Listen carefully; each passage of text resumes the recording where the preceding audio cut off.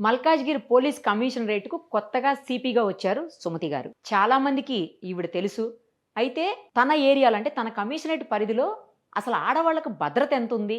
ఎందుకంటే ముఖ్యమైంది ప్రజల భద్రత అన్నిటికంటే గూడా. ఆ తర్వాతే ఏదైనా. అది భావించినటువంటి ఆవిడ ఆడవాళ్ళ భద్రత ఎలా ఉందో చూద్దామని జెప్పి నిన్న అర్ధరాత్రి 12 గంటల నుంచి బస్ స్టాప్‌లో ఎక్కడ అది గూడా దిల్సుఖ్ నగర్‌లో ఒక మామూలు సాధారణ మహిళగా ఆమె వెయిట్ జేశారు. యూనిఫామ్‌లో కాదు, సివిల్ డ్రెస్‌లో. ఆమె ఏదైతే ఊహించారో, అక్కడ ఏం జరుగుతుందని చెప్పి ఆవిడ డౌట్ పడ్డారో అదే జరిగింది. ఆడవాళ్ళని వేధించేటువంటి పోకిరీలు దాదాపు 40 మంది ఒకేసారి ఆమెను చుట్టుముట్టేసి రకరకాలైనటువంటి వెకిలి చేష్టలతోటి, వెకిలి వాగుళ్లతోటి ఆమెను ఇబ్బంది పెట్టారు. తెల్లవారుజామున 3:30 వరకు కూడా ఆవిడ అక్కడే ఉన్నారు. 12 నుంచి 3:30 వరకు అసలు ఏం జరుగుతుందో చూద్దాము అని చెప్పేసి. కానీ ఆ సమయంలో అంటే దాదాపు 3:30 గంటల పాటు ఉన్నారు ఆవిడ. ఆ 3:30 గంటల్లో ఏ ఒక్క పోలీస్ కానీ, లేదు అంటే అట్‌లీస్ట్ ఏదన్నా పాట్రోలింగ్ వెహికల్ కానీ, బీట్ కానిస్టేబుల్స్ కానీ ఎవ్వరూ రాలేదట. చివరికి 3:30 టైంలో ఒకే ఒక బీట్ కానిస్టేబుల్ వచ్చాడని చెప్పి తెలుస్తోంది. అసలు మీకు ఎంత ధైర్యం రా? ఆవిడ పోలీస్ కమిషనర్ అని ఆ మాత్రం తెలీదా? ఎందుకంటే ఈ చుట్టుముట్టినటువంటి 40 మందిలో కూడా అందరూ చాలా వరకు బాగా చదువుకున్న వాళ్ళు, ఉద్యోగం కోసం వెతుకుతున్నటువంటి హాస్టల్స్‌లో ఉండే వ్యక్తులట. ఆ తర్వాత 40 మందిని అరెస్ట్ చేశారనుకోండి, అది వేరే విషయం గానీ, బట్ ఈ 40 మంది మీరు చదువుకున్న వాళ్ళంటే, మీరు ఉద్యోగాల కోసం వెతుకుతున్నారు అంటే కమిషనర్ ఆ మాత్రం తెలీదా మీకు? ఆమె జోలికి వెళ్తే ఊరుకుంటారా? మామూలు మహిళల జోలికి వెళ్తేనే ఊరుకోరు. అలాంటిది ఒక కమిషనరు, మహిళా కమిషనర్ జోలికి ఎలా వెళ్లారు మీరసలు? అంటే మీకు ఎంత ధైర్యం ఉంటే వెళ్లారు? ఇది మీరు రెగ్యులర్‌గా చేస్తున్న పని అయ్యి ఉంటది. అంతే కదా? లేకపోతే ఆ టైంలో మీకేం పని అసలు అక్కడ? ఆవిడంటే డ్యూటీలో వచ్చారు. మీకేం పని అక్కడ? మీకేం అవసరం వచ్చింది అక్కడ ఆ టైంలో? తెల్లవారుజామున 12 నుంచి 3:30 వరకు బస్ స్టాప్‌లో మీకేం అవసరం అసలు? అప్పట్లో ఎప్పుడో గాంధీ గారు ఆడవాళ్ళు అర్ధరాత్రి తిరిగినప్పుడే భారతదేశానికి స్వతంత్రం వచ్చినట్లు అని. పగలే సరిగ్గా తిరగనిస్తలేరు మీరు. ఇంకా అర్ధరాత్రులు ఏం తిరగనిస్తారా? ఒక పోలీస్ కమిషనర్‌నే తిరగనివ్వట్లేదంటే ఇంకా సాధారణ మహిళల పరిస్థితి ఏంటి? విద్యార్థుల పరిస్థితి ఏంటి? ఇక అమ్మాయిల పరిస్థితి ఏంటి? మీరే చెప్పండి. ఈ ఘటన చూసిన తర్వాత ఒకటైతే అనిపిస్తుంది. నిజంగా అసలు మనం భద్రతగానే బతుకుతున్నామా? అమ్మాయిలకి లేదా ఆడవాళ్లకు నిజంగా భద్రత ఉందా అనే డౌట్ వస్తుంది. పోలీస్ కమిషనరే అంత ఇబ్బంది పడినటువంటి పరిస్థితి ఉంటే మరి మిగతా వాళ్ళ పరిస్థితి ఏంటి? ఇక డే టైమ్ ఏముంది, నైట్ టైమ్ ఏముంది. ఇలాంటి వాళ్ళకి, పోకిరీలకి, ఇలాంటి నాకు మాటలు కూడా మంచిగా రావట్లేదు. ఇలాంటి యూజ్‌లెస్ ఫెలోస్‌కి ఇంకేముంటది? మీకేం పని పాట లేదా? అర్ధరాత్రుల్లో ఆడవాళ్ళు కనిపిస్తే ఏడిపించేయటమేనా? నానా రకాలుగా మాట్లాడడమేనా? ఎవరు ఏంటి కూడా చూడరా? అసలు ఎవరినైనా ఎలా మాట్లాడతార్రా? ఎవరిని మాట్లాడకూడదు కదా! అదే మీ అమ్మో, మీ అక్కనో, మీ చెల్లినో, మీ ఇంట్లో నీ భార్యనో, లేకపోతే మీకు సంబంధించిన ఆడవాళ్ళు ఎవరన్నా తిరిగితే రోడ్ల మీద ఇలాగే మాట్లాడతారా? ఇలాగే బిహేవ్ చేస్తారా? ఏదన్నా అవసరం వచ్చి వాళ్ళు కూడా అర్ధరాత్రి బయటకు వస్తుండొచ్చు. ఆ సమయంలో ఇంట్లో మగవాళ్ళు లేకపోయి ఉండొచ్చు. ఏ మెడిసిన్స్ కోసమో, లేదా ఏదైనా ఎమర్జెన్సీ పనులోనో బయటకు వచ్చి ఉండొచ్చు. లేదు బయటికెళ్ళి తిరిగి ఇంటికి వెళుతూ ఉన్న సమయం కావచ్చు. ఆఫీస్ డ్యూటీలో, లేకపోతే బయట వేరే ఊరు నుంచి జర్నీ చేసి వచ్చో ఏదో సంథింగ్ రకరకాల రీజన్స్‌తో ఉంటాయి. ఆ రీజన్స్‌తో ఆళ్ళు ఆ టైంలో ఇంటికి వెళుతూ ఉండొచ్చు. ఆ టైంలో అలా ఏడిపిస్తారా? ఇలాగేనా బిహేవ్ చేసేది?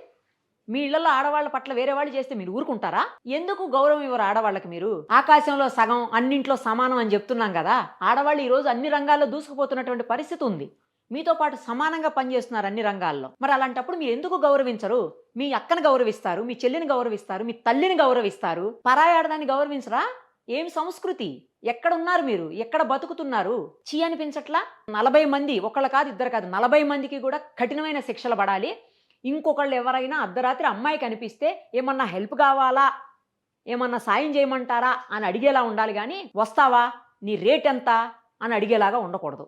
నిన్న ఆవిడని అదే చేశారు వీళ్ళంతా. అసలు ఎలా ఊరుకుంటారనుకున్నారా? మిమ్మల్ని లోపలేసి కుమ్మి కుమ్మి వదిలిపెట్టాలి. యాజ్ పర్ చట్టం ఏముందంటే, యాజ్ పర్ లా ఎలా ఉందంటే అలా తీసుకుంటారు గాని చర్యలు.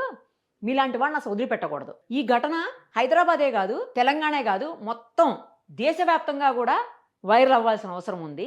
అలాగే ఇది చూసి ఇలాంటి వెధవలు, రౌడీలు, పోకిరీలు, పిచ్చి పిచ్చి వేషాలేసేటువంటి చిల్లరగాళ్ళు మీ దుకాణాలు బంద్ చేసుకోవాలి. ఈమె గతంలో కూడా కాజీపేటలో చేశారు. అక్కడ కూడా ఇలాగే అమ్మాయిల భద్రత కోసం ఆవిడ ప్రత్యేకంగా దృష్టి సారించి అక్కడ కూడా నైట్ టైం ఇలాగే ఒక సాధారణ అమ్మాయిలా బయటికెళ్ళి వేషాలు వేసే వాళ్ళ మక్కిలు ఇరగదీశారు. ఇప్పుడు ఇక్కడ కూడా అదే జరుగుతుంది. ఆవిడ ఎప్పుడు అంతే, ఎక్కడున్నా సరే భద్రతకి, ముఖ్యంగా మహిళల భద్రతకి చాలా ప్రాధాన్యత ఇస్తుంటారు. ఇంకొకటి, అసలు మహిళలకి భద్రత లేనప్పుడు అక్కడ అసలు భద్రతే లేనట్టుగా భావించాల్సిన అవసరం ఉంటుంది.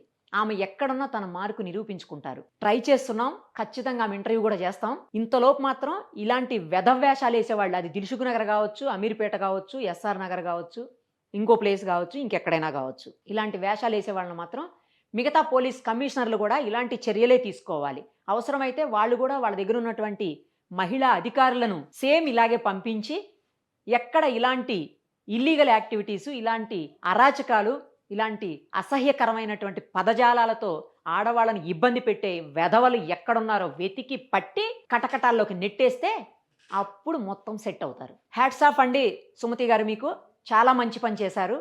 స్వయంగా మీరే అమ్మాయిలు బయటికి వెళితే ఎలాంటి ఇబ్బందులు ఎదురవుతున్నాయో చూద్దామని మీరే వెళ్ళి అవి ఫేస్ చేసి వాళ్ళకి బుద్ధి చెప్పారు. రియల్లీ అండి, మీలాంటి పోలీస్ ఆఫీసరు హైదరాబాదులో ఉన్నందుకు మహిళలుగా, ఆడవాళ్లగా అందరూ గర్వపడాల్సిన అవసరం ఉంది. ఖచ్చితంగా మీరు ఇలాంటి వాళ్ళని వదిలిపెట్టొద్దు, చట్టపరంగా శిక్షించండి. అలాగే ఇలాంటివి డ్రైవ్స్ కూడా కంటిన్యూ చేయండి. అంతసేపు 3.5 గంటల పాటు ఒక్క వెహికల్ కూడా, అంటే పోలీసుకు సంబంధించినటువంటి పాట్రోలింగ్ వెహికల్ కానీ, బీట్ కానిస్టేబుల్స్ కానీ ఎవరూ రాలేదు అంటే అక్కడ ఏం జరుగుతుందో కూడా ఒక్కసారి చూడండి. సంబంధిత అధికారుల మీద కూడా మీరు చర్యలు తీసుకోండి. ఇది నా రిక్వెస్ట్. అలాగే ఇలాంటివి ఎక్కడా జరగకుండా కఠినంగా వ్యవహరించి మరిన్ని జాగ్రత్తలు మీరు తీసుకోవాలని, ఇలాంటి ఆపరేషన్స్ ఇంకా చెయ్యాలని చెప్పి కోరుకుంటూ థ్యాంక్ యూ సో మచ్.